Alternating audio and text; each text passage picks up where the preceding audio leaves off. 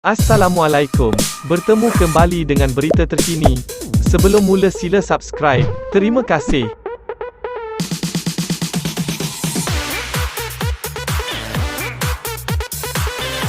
Kuala Lumpur, Ketua Pasukan Pembelaan Kes SRC International Sendirian Berhad SRC, Tan Sri Muhammad Syafiq Abdullah mendakwa anak guamnya, Datuk Seri Najib Tun Razak tidak pernah diberikan pengadilan yang sewajarnya sejak awal perbicaraan sehinggalah jatuh hukum sabitan kes tersebut. Malah apa yang lebih mengecewakan Syafiq ialah apabila hakim membuat keputusan sabitan penyewelengan dana SRC bernilai RM42 juta. Datuk Muhammad Nazlan Azali tidak pernah mendedahkan peranan beliau dalam Maybank Investment Bank Berhad. Untuk makluman, Maybank ialah badan yang bertanggungjawab mencadangkan penubuhan SRC International melalui bahagian penasihat strategik milik penuhnya. Bina Fikir Sendirian Berhad dan Muhammad Nazlan menjadi setiausaha syarikat dan ketua penasihat undang-undang kumpulan Maybank sekitar tahun 2006. Terlalu banyak aspek konflik kepentingan dalam kes ini, tetapi Muhammad Nazlan tetap menjadi hakim mendengar kes ini selain menjatuhkan hukum terhadap anak guam saya.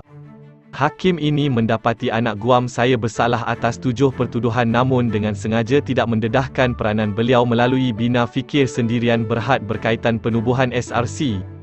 Malah pendakwaan juga tahu namun mereka juga bertindak menyembunyikan perkara tersebut.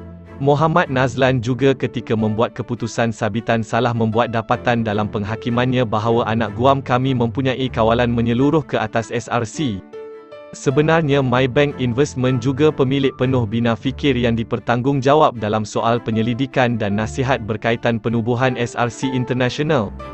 Tetapi penglibatan Maybank melalui Maybank Investment dan Bina Fikir dalam menubuhkan SRC tidak pernah dibangkitkan pihak pendakwaan ketika perbicaraan SRC dan tiada saksi dari Maybank. Langsung tidak ada Maybank Investment dan Bina Fikir dipanggil atau ditawarkan oleh pendakwaan. Muhammad Nazlan pula terlibat secara menyeluruh pengendalian soal perundangan dalam kumpulan syarikat itu, yang turut merangkumi Maybank Investment dan Bina Fikir tetapi menuduh anak guam yang terlibat dengan struktur penubuhan SRC.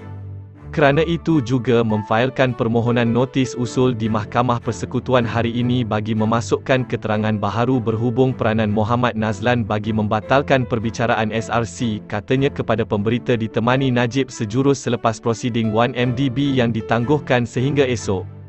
Jelas Syafiq lagi, keterangan baharu yang ingin dikemukakan jika diambil secara kumulatif mengesahkan Muhammad Nazlan selaku peguam dan setiausaha syarikat Maybank ketika itu mempunyai pengetahuan mengenai peranan Maybank Investment dalam menasihati berhubung penubuhan SRC.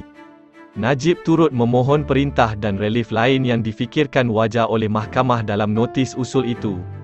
Mahkamah Persekutuan akan mendengar rayuan Najib dengan menetapkan prosiding rayuan akhir itu selama 10 hari bermula 15 hingga 26 Ogos ini.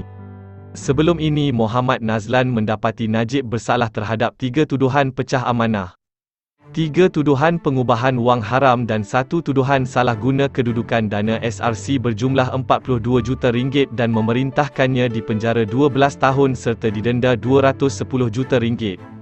Pada 8 Disember tahun lalu, panel 3 hakim Mahkamah Rayuan dipengerusikan Datuk Abdul Karim Abdul Jalil, bersidang bersama-sama Datuk Hez Zanah Mehat dan Datuk Vezir Alam Maidin Mera.